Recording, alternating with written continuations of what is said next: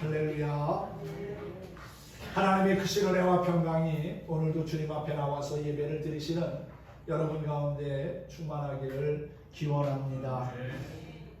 오늘은 6월의 첫 주일이며 나라와 민족을 위해 희생하신 분들의 업적을 기리고 추모하는 현충일입니다.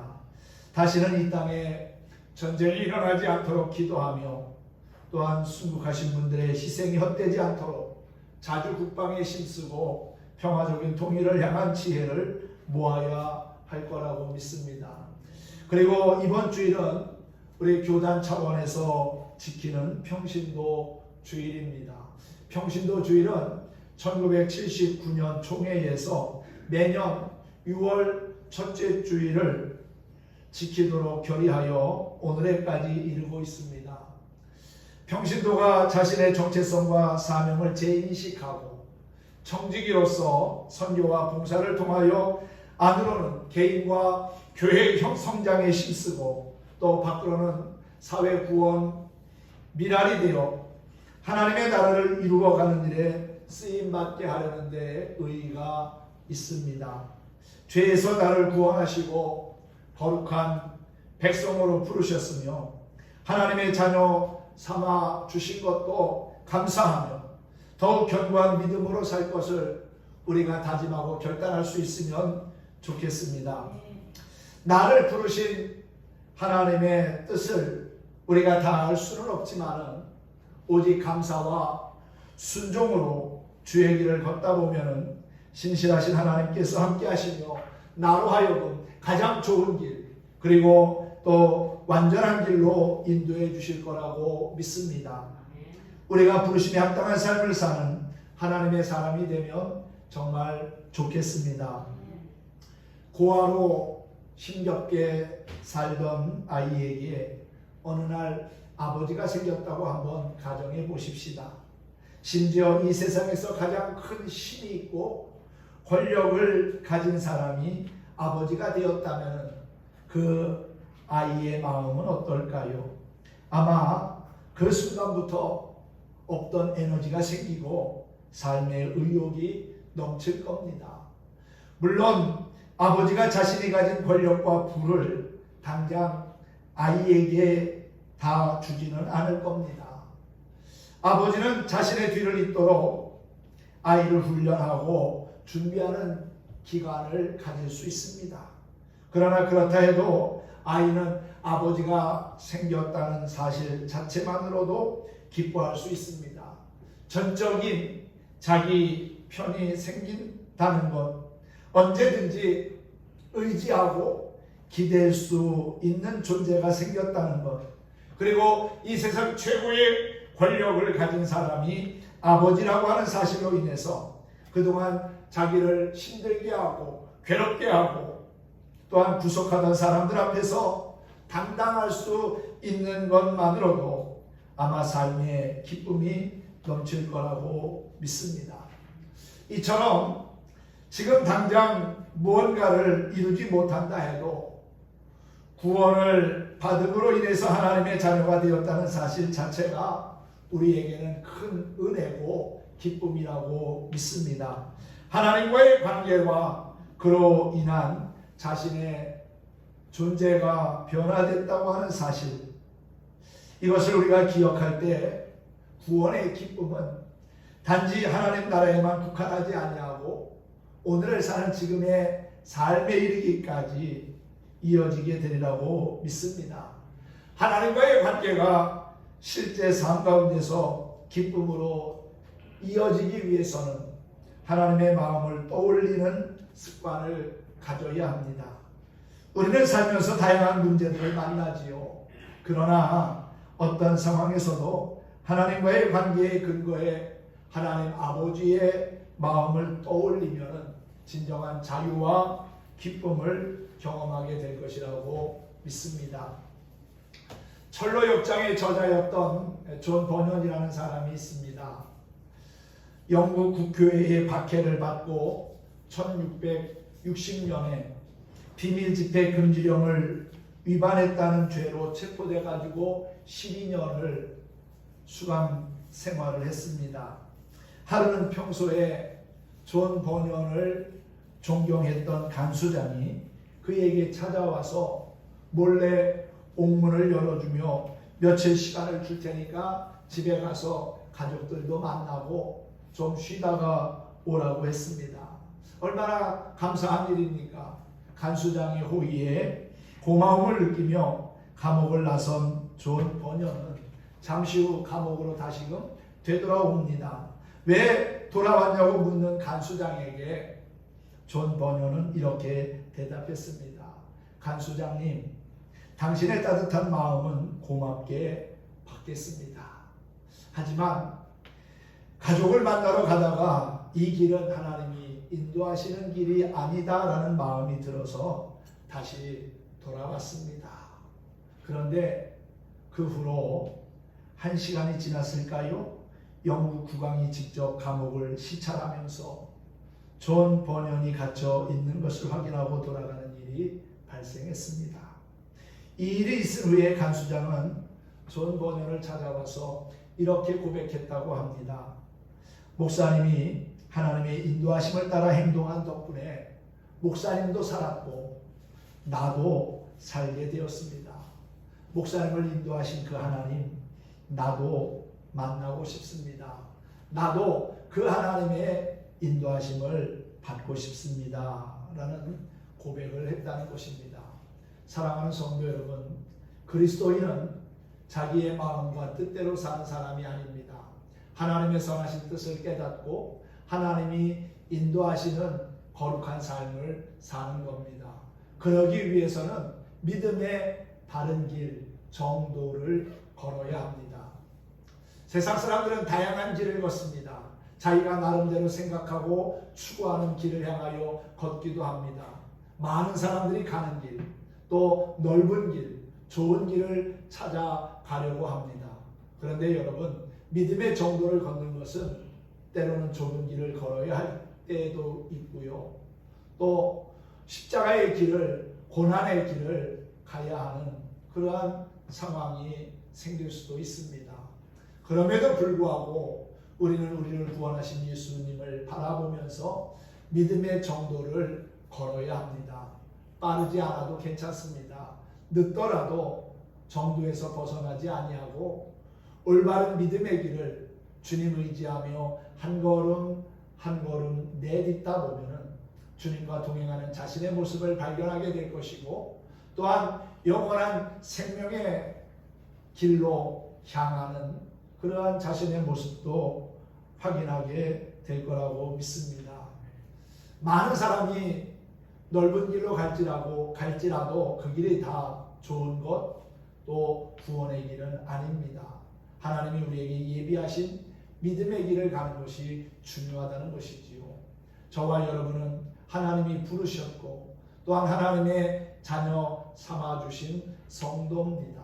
하나님이 거룩하게 부르시고 구별하여 세운 사람들이라는 거지요. 그러므로 우리는 하나님의 자녀다운 삶을 살아야 하고 또한 하나님의 부르심에 합당한 삶을 살아야 될 거라고 믿습니다. 우리의 삶은 선택과 또 수많은 결정을 하며 삽니다. 그리고 그에 따른 결과와 책임의 연속이기도 하지요. 어떤 선택, 어떤 결정을 하느냐에 따라 전혀 다른 인생을 살아가게 됩니다. 사람은 살아가면서 몇 번 자신의 인생의 획을 그을 만큼 중요한 선택을 해야 하는 상황에 놓입니다. 바로 그때 하나님의 인도와 보호하심처럼 중요한 것은 없다고 여겨집니다. 하나님의 뜻과 섭리 안에 있는 삶이 때로 위험해 보이고 또 안전하지 않은 것처럼 보일 때도 있지만 사실은 가장 안전하고 유익한 길이다라는 사실을 믿으시기 바랍니다. 출애굽기는 우리가 잘 아는 것처럼 애굽에서 종살이하던 히브리 민족을 구원하신 하나님의 역사를 소개하고 있습니다. 하나님의 능력과 인도하심을 소개하고 있지요. 호렙산 떨기나무 가운데서 모세를 부르신 하나님은 애굽으로 가서 이스라엘 백성들을 인도해 내라고 말씀하십니다. 모세는 사실 태어나자마자 죽어야 하는 그러한 사람이었습니다. 그런데 하나님의 은혜 가운데 바로의 공주의 양자가 되고 왕궁에서 40년 동안 왕자로서의 호화로운 생활을 합니다. 그러다가 동족이 고통받는 모습을 보고 학대받는 모습을 보면서 분한 마음에 주먹을 한번 휘둘렀는데 애굽 사람이 죽고 말았습니다. 사람을 죽인 살인자가 된 겁니다. 그 후로 그는 애굽을 떠나가 미디안 광야에서 양을 치는 목자의 삶을 살게 됩니다. 그러다가 하나님을 만나고 또 하나님의 부르심 앞에 서게 되지요. 애굽의 영광과 부귀의 자리에 있던 모세는 순식간에 살인범으로 추락한 후에 미디안 광야로 나와 양을 치며 살게 됩니다. 하나님은 사람의 높은 지위나 탁월한 능력도 사용하시지만 자신의 나약함을 절감하고 하나님만 온전히 의지하는 자를 택하셔서 지도자로 세우실 때가 많습니다. 오늘 말씀 가운데 9절을 보면은요, 이제 가라 하는 말씀이 나옵니다. 하나님께서 많은 사람 가운데 모세를 부르셨고, 그리고 그 모세를 통해서 애굽에서 고통받고 있는 이스라엘 백성들을 자유케 하라는 겁니다. 그들을 해방시키라고 하는 하나님의 미션이 모세에게 주어진 겁니다. 이제라고 하는 그 9절의 단어는 하나님이 판단하시기에 더 이상 지체할 수 없는 시기로서의 바로 지금을 뜻합니다. 하나님은 백성들의 부르짖음을 외면하지 않으시며 불의한 압제자에 대해서 공의의 심판을 행하시는 분입니다. 오늘 7절 말씀을 보면 하나님은 백성들의 고통을 보시고 부르짖음을 들으셨고 근심을 아셨다고 그랬습니다. 보시고 들으시고 아신 하나님이 이제 직접 내려오셔서 애굽에서 이스라엘을 구출해내어 애굽에서 가나안으로 약속의 땅으로 인도하실 겁니다. 이것은 이미 하나님께서 아브라함과 약속하신 것을 이루는 겁니다. 550년 전에 하나님은 아브라함에게 이런 약속을 하셨어요. 창세기 15장 13절과 14절에 보면 너는 반드시 알라. 내 자손이 이방에서 객이 되어 그들을 섬기겠고 그들은 400년 동안 내 자손을 괴롭게 하리니 그들이 섬기는 나라를 내가 징벌할 것이며 그 후에 네 자손이 큰 재물을 이끌고 나오리라. 550년 전에 하나님이 아브라함에게 약속하신 그것을 지금 모세를 통해서 이루시기를 원하고 계시다는 사실이지요. 하나님은 마침내 그 약속을 이루시고자 합니다. 하나님의 구원의 사역은 이스라엘을 종되었던 애굽에서 해방하여 젖과 꿀이 흐르는 약속의 땅으로 인도해 드리는 것까지를 포함합니다. 그 모든 과정에 하나님이 구름기둥과 또한 불기둥으로 함께 하셨다는 것은 큰 은혜이며 축복이 아닐 수 없습니다. 우리가 세상을 살아갈 때 때로는 혼자 이 험한 세상을 살아가고 있는 것 같지만 하나님이 함께 하시고 도우심을 믿으시기를 바랍니다. 눈에 보이는 것 없고 귀에 들려지는 것 없고 손에 잡히는 것 없을지라도 하나님은 여전히 우리와 함께 하시며 과거에도 지금도 지켜주고 계실 뿐만 아니라 앞으로의 삶도 하나님께서는 동행해 주실 거라고 믿습니다. 각 돌을 지난 아기가 아장아장 걷습니다. 이제 막 걸음을 하는 아기의 모습을 한번 연상해 보십시오. 걸음마를 배우면서 뒤뚱거리며 우스꽝스럽게 앞으로 한 발 한 발 내걷는 아기의 모습은 정말 사랑스럽습니다.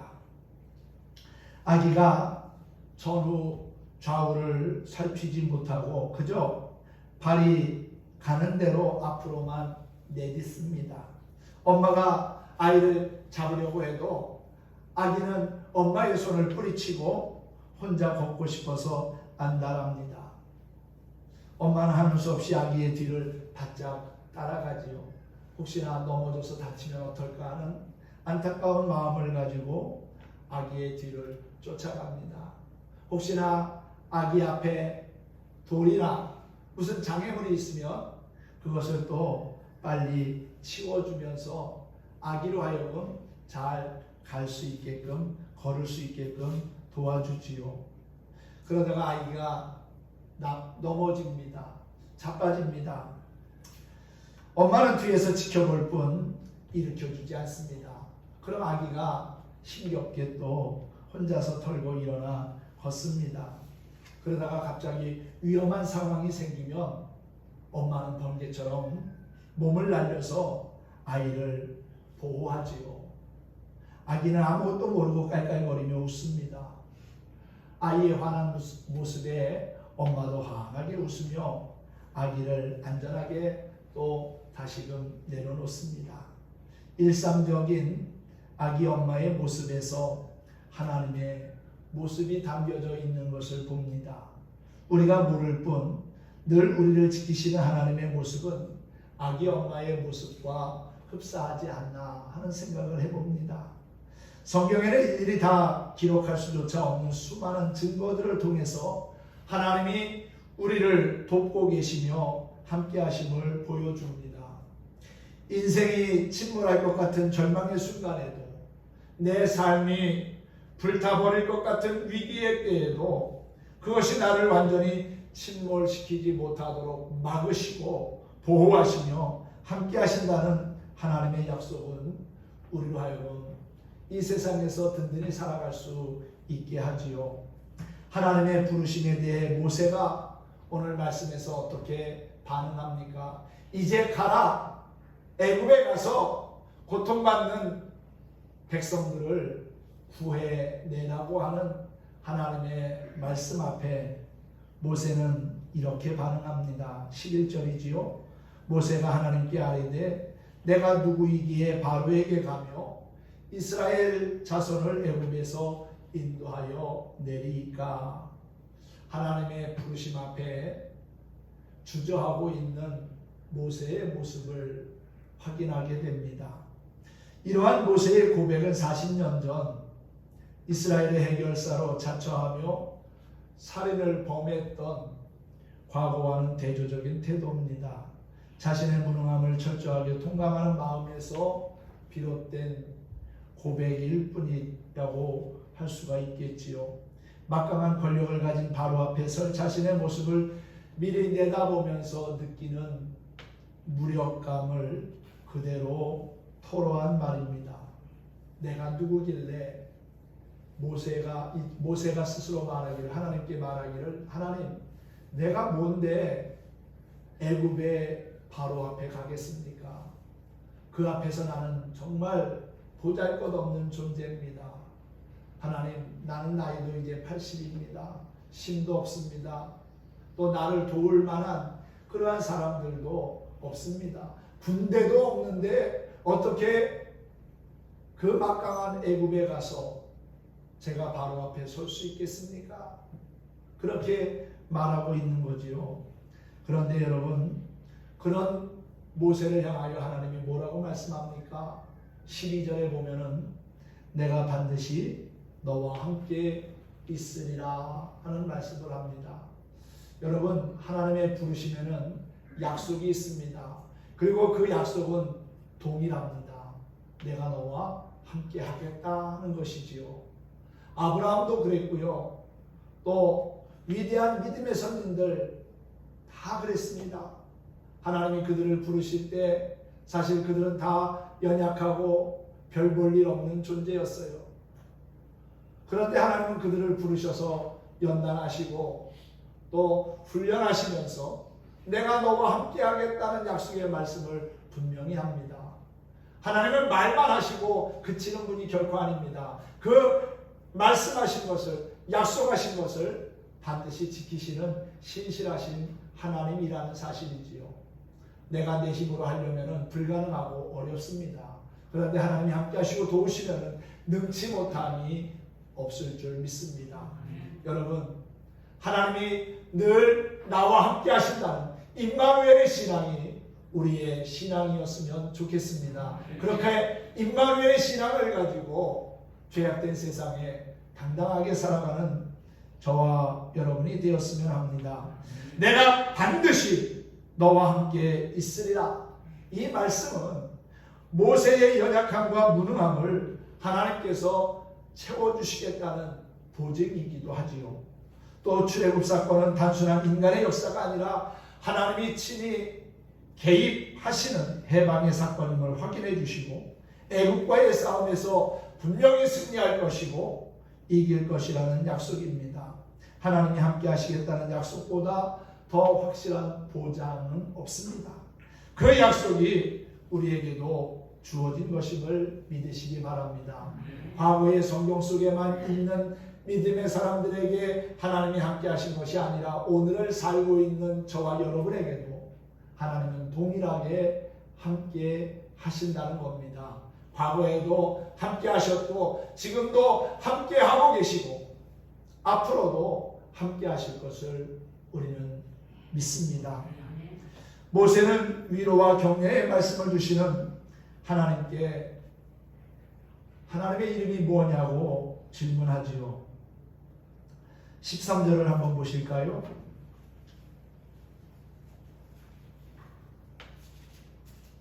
모세가 하나님께 아뢰되 내가 이스라엘 자손에게 가서 이르기를 너희의 조상의 하나님이 나를 너희에게 보내셨다 하면 그들이 내게 묻기를 그의 이름이 무엇이냐 하리니 내가 무엇이라고 그들에게 말하리까? 하나님의 이름이 뭡니까? 라는 그러한 질문을 하고 있습니다.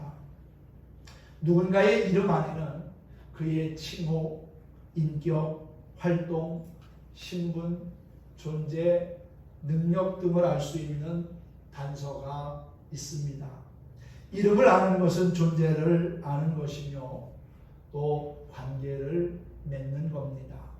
모세가 하나님의 이름을 묻는 것은 자신의 사역이 하나님으로부터 위임된 신적 사역이며 소명임을 확인하기 위해 공식적인 절차를 밟는 것과 같습니다. 하나님은 모세의 질문에 나는 스스로 있는 자라는 신비로운 대답을 하십니다. 그리고 이 대답이 하나님의 이름인 야훼의 기원이 되지요.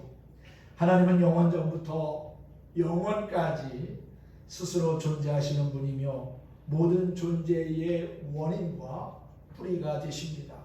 그 하나님 안에 참된 신성과 영원 불변의 진리가 있음은 의심할 여지가 없습니다.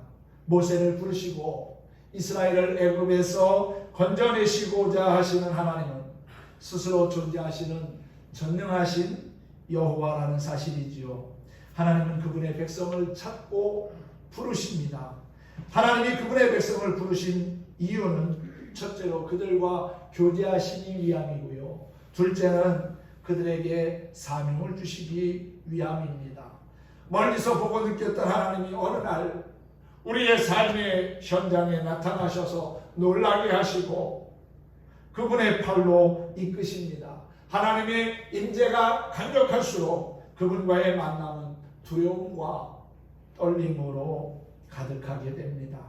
크신 하나님 앞에서 우주 만물을 창조하신 전능하신 하나님 앞에서 작고 초라한 우리의 자신을 느끼며 연약함과 죄의식 때문에 그분 앞에서 도망치고 싶은 충동을 갖게 됩니다. 하나님의 밝은 빛 앞에 서면 우리의 숨겨진 죄와 단점이 드러나기에 한없이 부끄러움을 느끼게 된다는 것이지요. 위대하신 하나님 앞에서 한없이 작아지는 나 자신, 그럼에도 불구하고 그 강력한 빛 앞으로 나아가고 싶은 강한 열망, 그것이 바로 하나님을 향한 경외심이라고 할 수 있습니다. 하나님은 우리가 가장 두려워해야 하는 분이지만 또 한편으로는 가장 사랑해야 할 분입니다. 우리가 하나님께 나아가고 싶어도 그분을 만날 수 있는 능력이 없기에 그분이 직접 우리의 삶의 현장에 찾아오십니다. 하나님의 부르심은 때가 있습니다.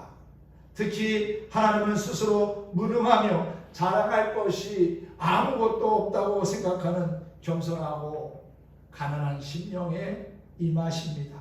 하나님이 함께 하시는 복된 성도가 되기 위해서 날마다 자신을 부인하고 자기의 십자가를 지는 그리스도의 모습을 우리는 가져야 할 겁니다.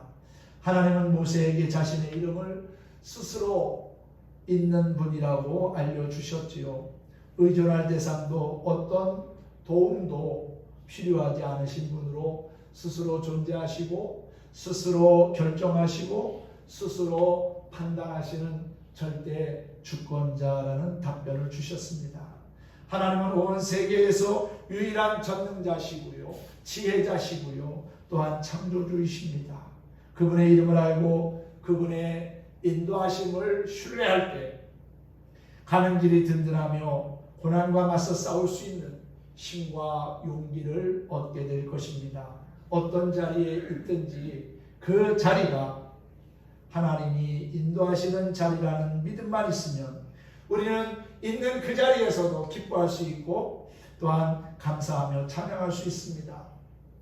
하나님 안에서 삶의 의미를 찾고 하나님 안에서 소망을 가질 수 있는 것은 하나님이 우리에게 그분의 이름을 가르쳐 주셨기 때문이라는 사실이지요. 하나님의 이름 안에 있는 권세는 어떤 능력, 어떤 명예, 어떤 지혜나 부귀보다도 위대합니다.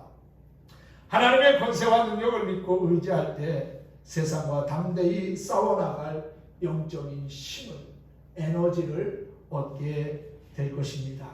스스로 존재하신 하나님이 지금도 변함없이 나를 지켜주시고 인도하시며 도와주고 계심을 믿는다면 담대한 믿음의 용사가 될 거라고 믿습니다.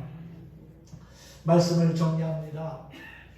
하나님은 정확한 때에 우리를 부르시며 그 부르심에는 분명한 목적과 뜻이 있습니다.